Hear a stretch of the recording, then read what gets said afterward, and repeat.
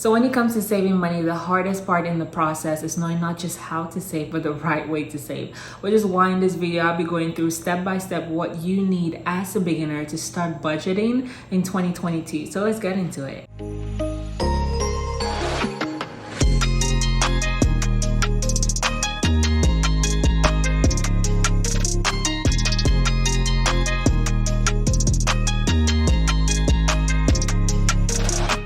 Hello guys, my name is Dosia, and on this channel I talk all and everything personal development, finance, and lifestyle. So if you're new here, consider subscribing. So before I start this video, I want to give out a huge thank you because I basically posted my first video 2 weeks ago and I already have 50 subscribers. That might sound little, but I am very, it's over the moon for me. I didn't even think one person was gonna watch that. So I want to thank everyone who took the time in their day to watch that, and I'm looking forward to getting to 100 subscribers. But I'm at 50 right now, and I wanted to say thank you, a huge thank you to everyone who tuned in. So let's get into this video. Today I'll be talking about, if you're a beginner and know nothing about budgeting, these are some tips that will help you or give you something to think about while starting your budgeting journey.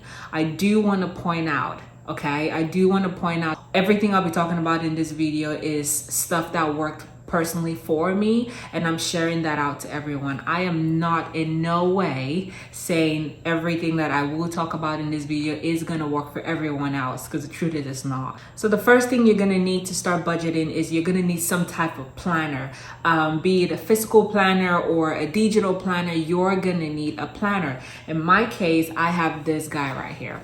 Trust me, I have used this for the past 5 years. I literally got this in 2016 and I've used this since then. So in my planner is very simple. It's more so of a portfolio. It's very simple. So when you go in, obviously I took out the page I actually write down my budgets in, for, just for the sake of this video. But I have interchangeable notes in here where you could always change it whenever you're full. Or you just run out of pages, you could always change it. And as you can see, I have a pen in there, and I'm gonna, later on in the video, I'm gonna tell you why I have a pen in there that I walk around with. But you're gonna need a planner. At the time of getting this, I believe I got it for about $8 from Walmart. I'm pretty sure they still have this there because I was shopping and I found this there. I saw it there. So I know for sure they still sell it. I do not know how much it's running for right now, but you don't have to get this specific one. Like I said, you just need some form of a planner.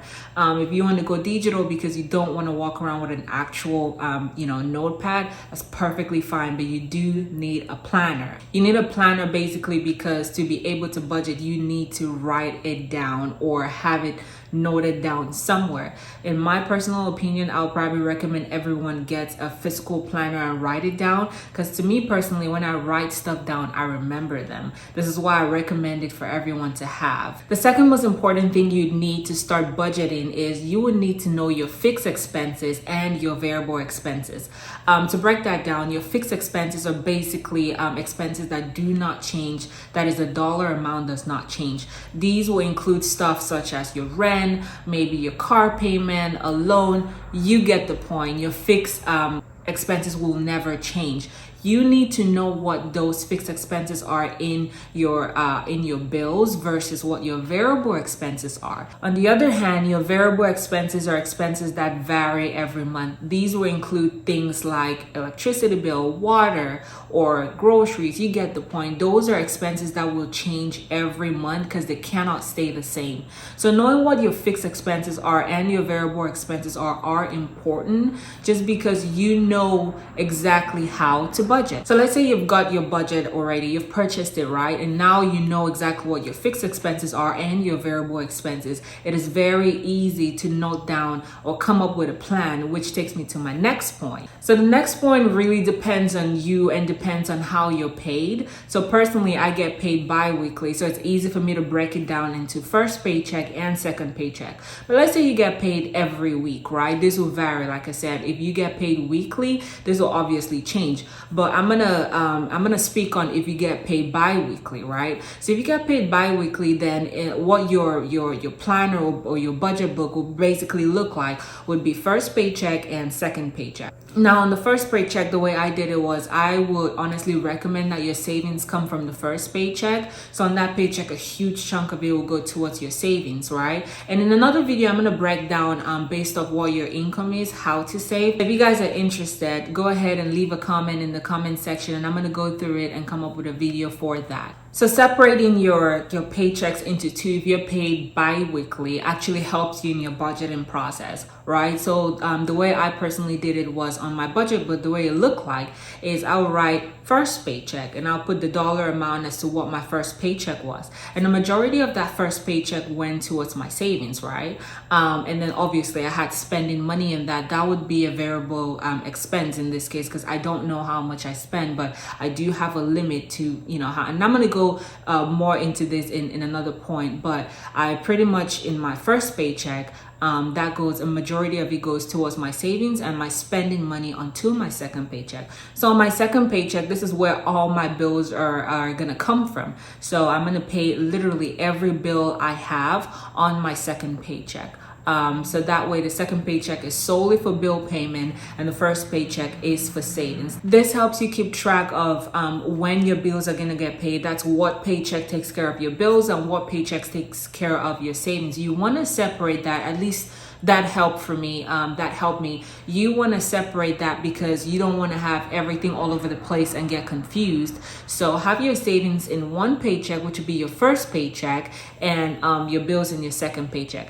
Now, let's say you get paid every week, right? This could still work. It doesn't make so much of a difference. So if you get paid every week, what I would personally recommend is your first two paychecks, those will go towards your savings, and your last two paychecks, that's the last 2 weeks of the month, those will go towards paying out all your bills. So the third point is a point that a lot of people actually don't pay attention to, which I think they should, which is combine all your bills to the last week or at least the last 2 weeks of the month. Remember how I said all your bills should be paid on your second paycheck, which technically would be your second paycheck in the month. Now, what I mean by combine all your bills to the last week of the month, and if it doesn't work, if the last week of the month doesn't work, honestly, you could do the last 2 weeks of the month, right? But I would recommend having your bills somewhere between the 20th and the 31st. If you're gonna use 2 weeks to have all your bills being paid, I'll recommend somewhere between the 20th and the 31st. Me personally, I have all my bills, all of them paid within the 25th and the 31st. So everything that I have as a bill is combined that last week of the month. So I know it's easier for me to mentally think that, okay, when that week comes along, I have that covered to take care of all my bills. Now, again, like I said, this may not work for everyone because there's some bills that you technically cannot put a specific date, like, hey, I want to pay on this day, but this is what worked for me. So if you can do that, I would recommend having all your bills as close to each other as possible, because what that does is it makes you keep track of what needs to be paid on what day it has to be paid. Like, let's say you have a couple of bills that have to be paid on the same day. That will help you tremendously because you already know you have the money from your second paycheck, so that would knock it off and you don't even have to think about it. Just a bonus tip on this one, I recommend having auto pay. A lot of people don't have auto pay, which is surprisingly a fact. A lot of people don't have auto pay, but if you have auto pay, that would just clear it out on its own and you don't even have to worry about it. But if you don't like auto pay, hey, by all means, do you. So yeah, like I said, accumulating your bills to the last week or at least the last 2 weeks of the month is going to help you tremendously because that takes away the stress. You already know that, okay, my second paycheck takes care of the bills. So yes, all my bills are already lined up to be paid and I have the money coming in. So my fourth point is for you to draw a budget at least once every month. So let's break that down. The way I do it personally is I draw my budget on the first of every month, right? And I sit down and break it down to pieces. Do not forget any bill. I cannot stress this enough. Do not forget any bill. I'm talking about if it's Apple Pay is $5. Well, for a student, it's $5. If it's $10 in your case, that's a bill. Do not forget that. So sit down on the first of every month or whatever time in the month. I would honestly recommend the beginning of the month.